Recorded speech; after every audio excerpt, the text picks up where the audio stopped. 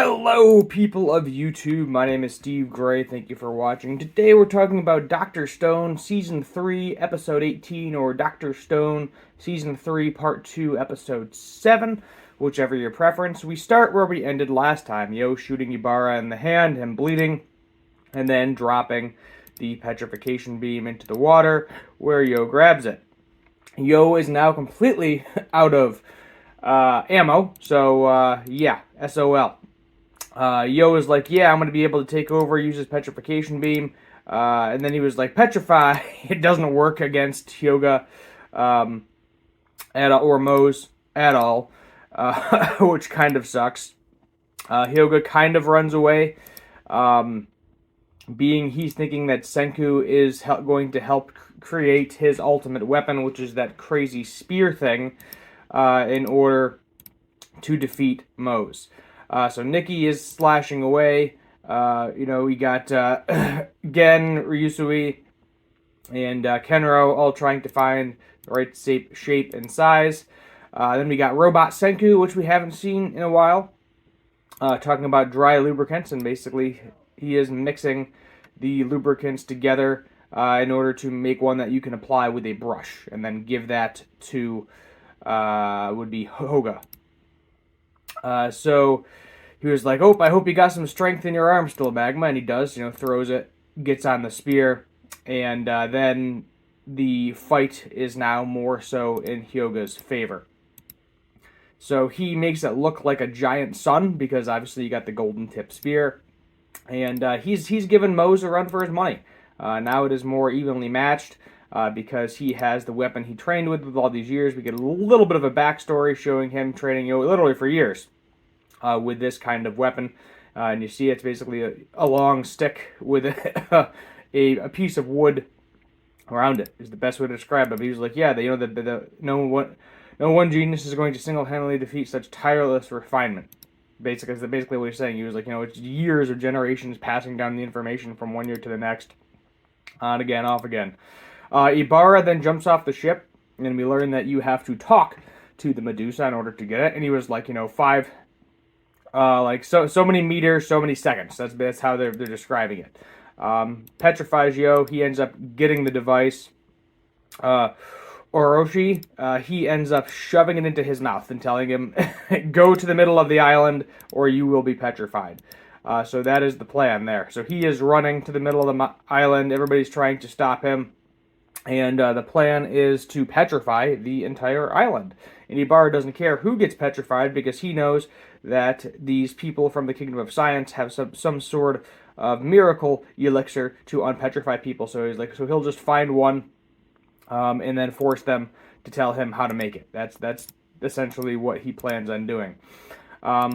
Chrome, we learned, studied that the expansion of the Medusa always happens at the same time length. So as the beam expands, it's always the same duration, which I don't see how that's relevant to the situation, but apparently it is, because you've seen the end of the episode. So we do end up tackling him. We find out that he swallowed it here. The petrification beam is going through the entire island. They are lined up in a specific way, which I'm assuming that is how Senku escapes the petrification beam. He was like, I doubt, and then he got Hyoga and Mose basically saying, I doubt they are going to unpetrify either one of us, because we are both too dangerous to be in this new world. And then Mose is like, well, if we do, I'd like you to train me up a little bit on that type of weapon you used. So they all got in this specific order in order to save Senku from being petrified. And that is exactly what happens. And he was like, he knows that those people have revival water, so I'll just have to find one and force them, torture them to do my bidding. And as you can see, they're counting. I think that's what it is. It looks like they're counting. So it's like 1, 2, 3, 4, 5. Maybe not, because after the second one, because after it looks like Ryusui, it looks like Gen and Kaseki there have all 10 fingers open.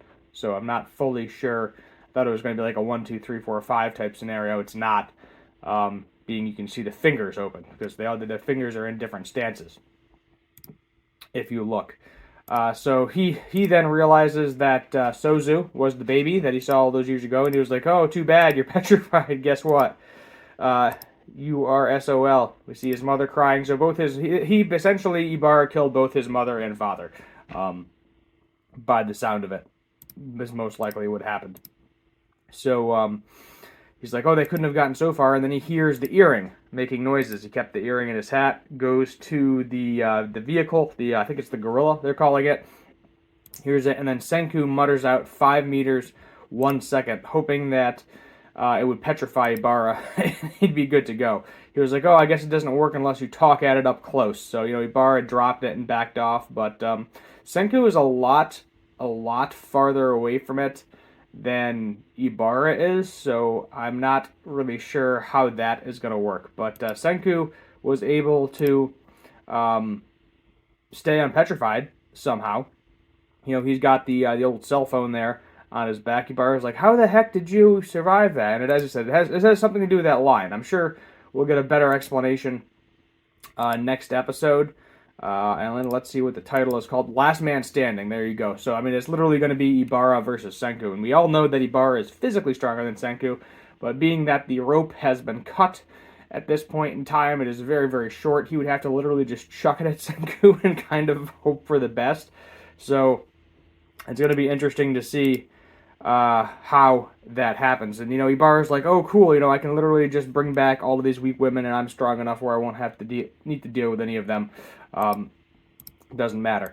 But, yeah, so everybody's petrified now except Senku and Ibarra. That's essentially all she wrote. We got to see some cool fighting in here as well. Interesting episode overall, definitely. Worth the watch. Probably some things that I missed. I think this one is kind of maybe worth a rewatch because there's kind of a lot going on.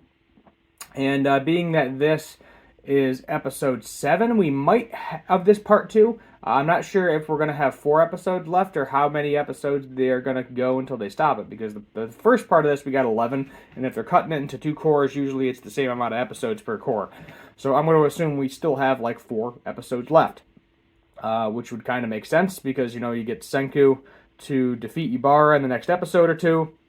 Then you have a couple episodes to kind of recollect, figure out what's going on, and move into, I guess, would be the next arc, because I believe there's a couple more arcs after this. I could be wrong, but I'm not 100% on that, but I believe there's some sort of additional arcs after this. But, the fighting was pretty solid. Animation was pretty solid. I don't think this one is animated by map like Jujutsu Kaisen, so it's not as like a terrible work environment, I should say. So you get some of the still frames and they look fine. There's really not any major issues at all with the animation and what's happening with the episode. And I just feel like more people should watch this. I feel like a lot of people are on Jujutsu Kaisen, Spy Family, and whatever else is getting played. I'm sure there's a bunch of anime I'm missing too, but people are watching Rick and Morty right now as well, because that's still out for a couple more episodes. But, yeah, I think that's pretty much all she wrote. We'll give this an 8 out of 10. Overall, it's hard when I have to watch this, side by side with Jujutsu Kaisen, because I feel like Jujutsu Kaisen is just a better anime. Like, not saying Dr. Stone is bad, it's not. But I think I need to start watching Dr. Stone first or something, because the hype train kind of dies down. I feel like this season of Jujutsu Kaisen has been like super high up on the awesomeness factor list, and Dr. Stone is still enjoyable, but not as at that high level, if that's what kind of you want to compare it to. But overall, as I said, 8 out of 10. I enjoyed the episode. Hope you did too. Stay tuned for tomorrow for the Spy Family clip, and then Monday we'll be going back to Rick and Morty. Thank you for watching. Subscribe, like, share, comment, and as always, have a good one.